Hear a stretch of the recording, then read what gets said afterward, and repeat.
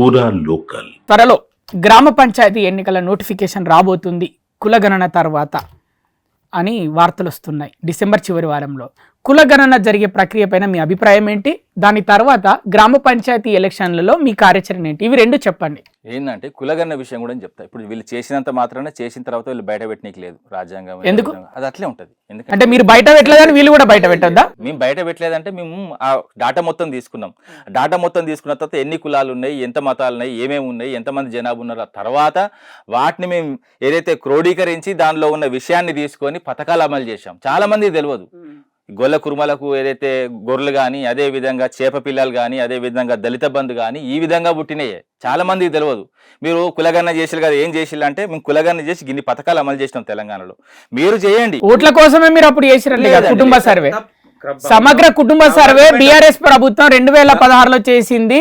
అంతా ఓట్ల కోసమే చేశారని అంటున్నారు. తప్పు కదా అది.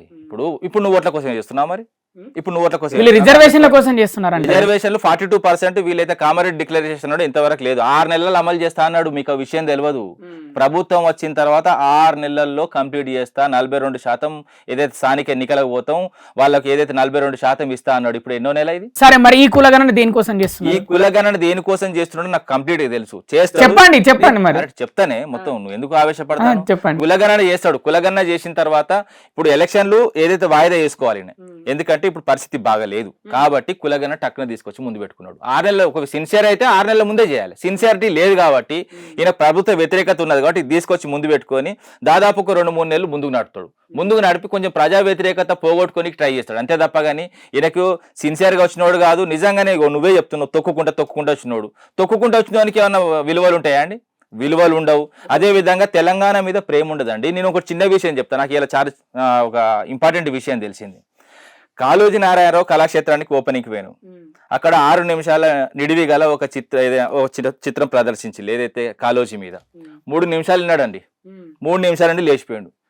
తెలంగాణ మీద ప్రేమ ఉండాలంటే, ఒకవేళ తెలంగాణ మీద ప్రేమ ఉంటే, అదే విధంగా కాళోజీ మీద ప్రేమ ఉంటేనే కాళోజీ అర్థమవుతాడు, అదే విధంగా తెలంగాణ అర్థమవుతుంది. నీకు తెలంగాణ మీద ప్రేమ లేదు, అదే విధంగా కాళోజీ నారాయణరావు మీద ప్రేమ లేదు.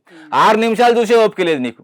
ఎందుకంటే నీకు అదే విధంగా మీ పార్టీకి ఏ విధంగా కొట్లాడిండో కాళోజీ అన్నది అందరికి తెలుసు.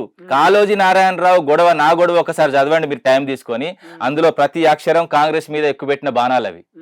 చాలా అద్భుతంగా ఉంటుంది అది. ఎందుకంటే ఇప్పుడు ఈయన రేవంత్ రెడ్డి కూడా సభలో మాట్లాడిండు, నేను ఏదైతే కాళోజీ బతుకుంటే మీ మీద ఏమో అని. నేను అంటున్నా కాళోజీ బతుకున్నప్పుడే నీ మీద రాసిండు రేవంత్ రెడ్డి అంటున్నా నేను. ఎందుకంటే కాళోజీ నారాయణరావు ఏం మాట్లాడిండంటే, ప్రాంతీయేతరుడు మోసం చేస్తే ఏదైతే పొలిమేరల వరకు తరిమి కొట్టినాం కదా. ఎవరిని? చంద్రబాబును కొట్టిన, ఆయన గురువునే కొట్టినాం కదా. ఈ శిష్యుడు ఉన్నాడు. ఇప్పుడు శిష్యుడు ఎవరు? ప్రాంతానికి అన్యాయం చేసినోడు. ప్రాంతానికి మోసం చేస్తే ఏం చేస్తాం? ప్రాంతంలోనూ పాతి పెడతా అన్నారు. తెలంగాణ ప్రజలు నిన్ను పాతి పెడతారని ఆయన అప్పుడే ఊహించి రాసిండు. ఈయన గురించి రాసిండు. గ్రామ పంచాయతీ ఎన్నికలు రాబోతున్నాయి అని ఊహాగానాలు అందుతున్నాయి. జనవరి 20 తర్వాత మొదలవుతాయి ఎలక్షన్స్, ప్రారంభమవుతాయి అంటున్నారు. మరి బీఆర్ఎస్ పార్టీ కార్యాచరణ ఏంటి? మీది పుట్టిందే గ్రామ స్థాయి నుంచి కదా మీ పార్టీ. మరి ఏంటి మరి ఇప్పుడు గ్రామ స్థాయిలో మీ ఇప్పుడు బీజేపీ బలపడింది, కాంగ్రెస్ బలపడింది. మరి ఈ పార్టీ భవిష్యత్తు ఏంటి? గ్రామ పంచాయతీ ఎన్నికలు బలపడిందని ఎవరికి వాళ్ళు అనుకుంటారండి. ఎవల బలం వాళ్ళకు, ఎవల వీపు వాళ్ళకి కనబడదు. నేనేమంటున్నా అంటే, తెలంగాణకు సంబంధించిన ప్రతి గ్రామంలో మా పథకాలు ఉన్నాయి, మా పనులు ఉన్నాయి. వాటితోనే మేము ముందుకు పోతాం. మేము ఇవి చెప్పినామని ఓట్లు అడుగుతాం. మేము కేసీఆర్ గారు ఏం చెప్పి, నీళ్లు రాకపోతే నేను అడగా అన్నాడు. నీళ్లు ఇచ్చినాం, అడిగినాం సెకండ్ టైం. ఇప్పుడు కూడా ఆ నీళ్లను చూపెట్టి అడుగుతాం, ఆ మేము ఇచ్చిన ఉద్యోగాలను చూపెట్టి అడుగుతాం. ఏదైతే మేము పెంచిన నిధులతోని, మేము ఏదైతే నిధులతోనే అక్కడ అభివృద్ధి చేసినామో ఆ నిధులను పట్టుకొని మేము అడుగుతాం తప్ప వీళ్ళలాగా తంతాం, గుద్దుతాం, తొక్కుతాం అని మేము ఓట్లు అడగం. ప్రజలను గౌరవిస్తాం. ప్రజల మనలను మేము అప్పుడు పొందాం. 10 ఏళ్ళు పరిపాలనలో ఉన్నాం. దాని తర్వాత మాకంటే బెటర్ పరిపాలన వీళ్ళు ఇస్తా అనుకున్నారు తప్ప, అట్లా వీళ్ళకి ఓట్లేసిన తప్ప వీళ్ళు ఇంత దుర్మార్గులని చెప్తే ఇప్పుడు వాస్తవంగా ఇప్పటికిప్పుడు ఎలక్షన్లు వస్తే 100 పక్క దాటుతాం. ఇప్పుడు గ్రామ పంచాయతీ ఎలక్షన్ లో హవా మీదే అంటారా? వచ్చే ఎలక్షన్ 100% ప్రజలను నమ్ముకున్నాం మేము ఎవరు నమ్ముకోలేదు. మాకు ఎవరితో సంబంధం లేదు. ప్రజలే మాకు ప్రత్యక్ష దైవం. ప్రజలతోనే మేము మాట్లాడతాం. ప్రజల దగ్గరికి వెళ్ళి మేము ఓట్లాడుకుంటాం తప్ప మేము ఏదైతే సామాన్య కార్యకర్తలం, ఏదైతే మేము గ్రామ స్థాయిలో ఉండేటోళ్ళం, అదేవిధంగా ప్రజలతో మమేకమయ్యేటోళ్ళం కానీ గల్లెగరేసి షాతు బీచి కాంగ్రెస్ లాగా తిరిగేటోళ్ళం కాదు. కుర్చీ కొట్లాటలకు పిడిగుద్దులకు అడ్రస్లు మాయ కాదు. ఇది కాంగ్రెస్ పార్టీ.